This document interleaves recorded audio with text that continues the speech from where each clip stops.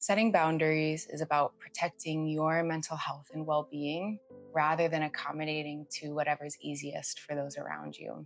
It's a way of taking care of your relationships and taking care of yourself. So let's talk about what a boundary is. A boundary is a limit that you set in order to protect your mental, physical, or emotional well-being. It's kind of like a way of saying, this is what's okay with me, and this is what's not okay with me. Or this is what I need in order to be willing to stay in this relationship. Now, boundaries are important for one, because it's one of the best ways for us to build our sense of self-respect. They also are essential for having healthy relationships.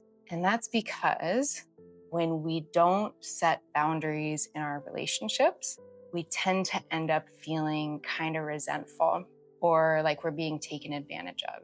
And we're way more likely to end up blowing up at the other person or being less interested in being friends with them over time. Even though setting boundaries can sometimes be kind of awkward or cause conflict in the short term, it's one of the best ways for us to protect and take care of our relationships in the long term. Now, boundaries really only work if we say them clearly and are direct with them. Basically, we have to say them out loud. So that might sound something like, I don't want to talk about this right now, or please don't speak to me that way, or please don't raise your voice at me. It might also sound like, I can't stay out late tonight, I have to be up early in the morning. Or setting a physical boundary might sound like, I'm not really a hugger, I'd prefer if we shook hands. Now, after you say your boundary, the next thing you need to do is to follow through, right? So if you tell someone and you set a boundary, you say, I'm not going to talk to you anymore, please don't keep texting them back. Your actions are what reinforce your boundary. Two more quick things about setting boundaries. One is that you're probably going to have to communicate your boundary more than once. If the other person was already really good at observing or intuiting your boundaries, you probably wouldn't need to set it in the first place. So you're going to have to remind them and plan on that. The second thing is that you're probably going to feel guilty.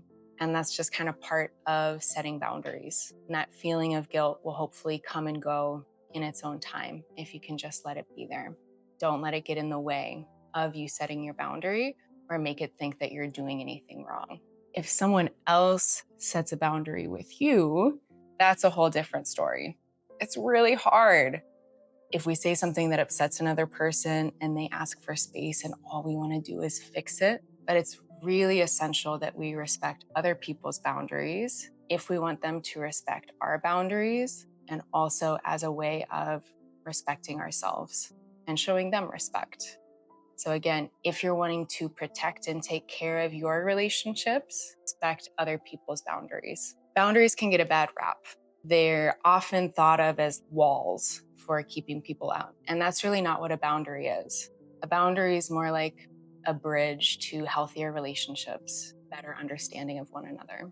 So take care of yourself, take care of your relationships, communicate what you need, know that your feelings and needs matter, and follow us at BTheOne to learn more ways to grow.